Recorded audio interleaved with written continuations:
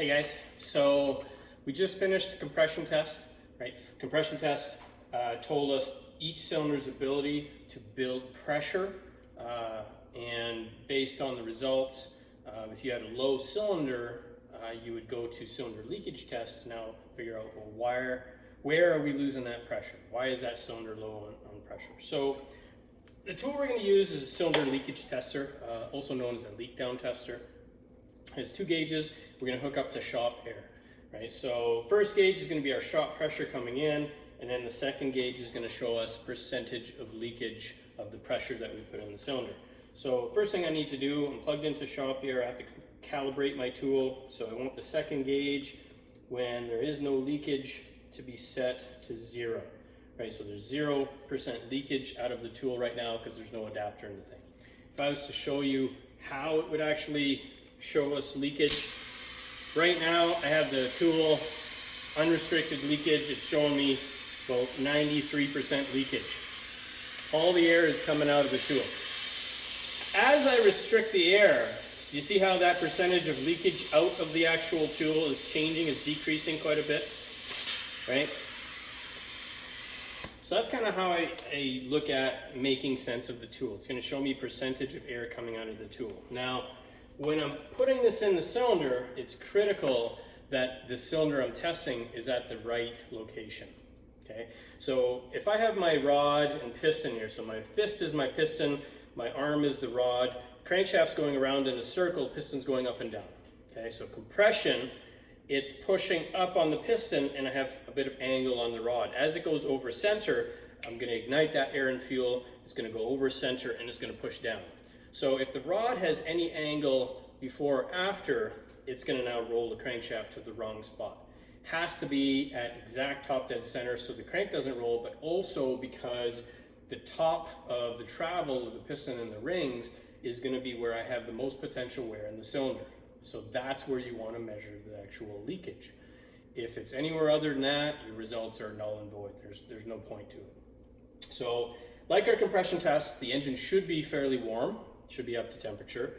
And we're going to have to locate the cylinder that we're testing to exactly top dead center compression power. It has to be on compression power stroke, not on overlap. So the easy way to figure that out is we're going to thread our adapter in there. We're going to put our finger over top again. Okay, so right there I have pressure coming out of my tester. All I need to do on this one is continue or line up my mark to exact top dead center, right? So I line that up with top dead center, my adapter's in here. All I got to do with my tester is I got to hook up my tester to the adapter. If I did it correctly, my crankshaft should not roll on me, and there's my result. So this one here, it's about 16% leakage. Now I got to figure out, well, where is the pressure leaking? It can go past the rings into the crankcase, can go past an intake valve to the intake, can go past an exhaust valve to the exhaust, can go past head gasket to the cooling system. So I have my cooling system open down here. In this case, I can feel a little bit of air movement out of the crankcase. So it's where the oil is, right? So it's going past the rings, seized rings, worn out rings, worn out cylinder, something of that nature. So it's going to the crankcase, okay? So that's my first cylinder. Now, that one's easy because I have my marks, right? So the other ones are going to be a little bit more challenging.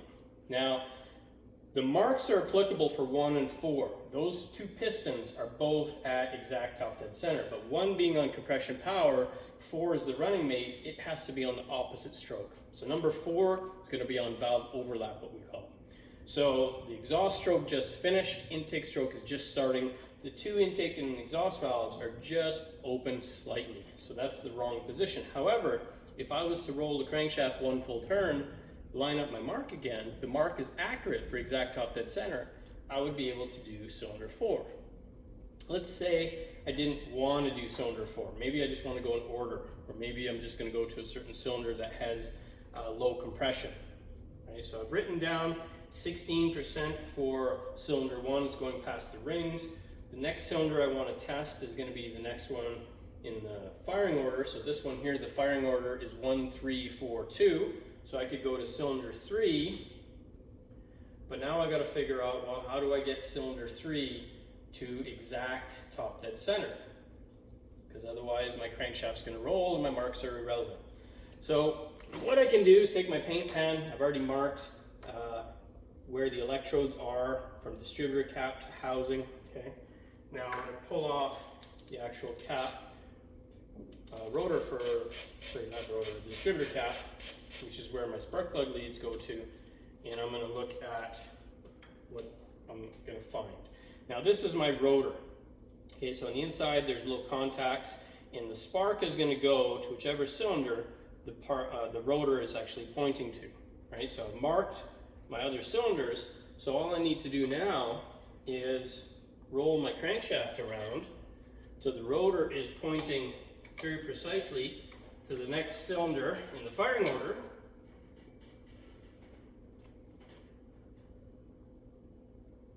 So that should be 3 right there. I've already moved my lead to cylinder 3, and if I did it correctly, there we go, I have cylinder leakage result. So cylinder 3 is a little bit higher. It's about 23% leakage. So again, I got to find out where is that pressure going. Intake valve, nope. Exhaust valve, nope. I can feel the air movement out of the crankcase where the oil filler cap is. I'll double check. Cooling system, nothing there. So 23% leakage, and it's going past the actual rings. Okay. So cylinder 3, 23%, and it's rings. So we said our firing order is 1, 3, 4, 2. So I'm going to go to cylinder 4. Thread the adapter in there.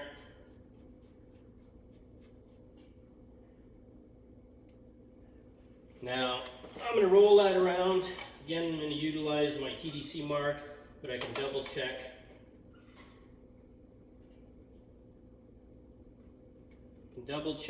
Because my rotor is pointing to where spark plug 4 would go on the cap. So adapter's in there, plug in my tool. There we go, I got leakage. So this is number 4. I have, I don't know, 14% leakage. So again, is it intake valve, exhaust valve, head gasket, or in this case again, I feel air movement past the oil filler cap opening. So that's in the crankcase, so that's going past the rings again. So I have 14% going past the rings for cylinder 4. And then I have one last cylinder, which should be number 2.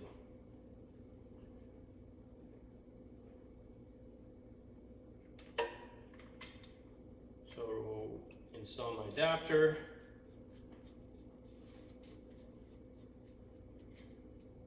Now I'm going to roll the engine to the proper spot.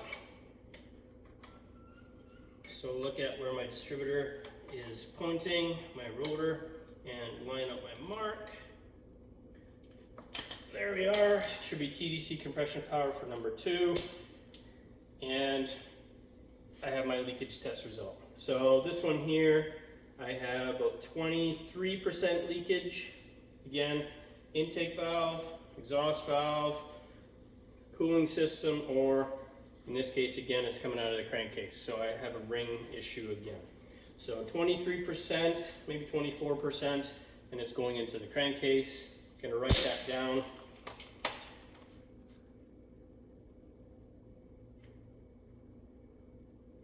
It's going past the rings. Now, just to show you what happens if I have my mark slightly off, just moved it a tiny bit. Still under compression power. Oh, but you saw the distributor rotate around and the actual crank rolled on me. So again, that makes the results completely inaccurate. So I have to go back to where I'm on compression power again.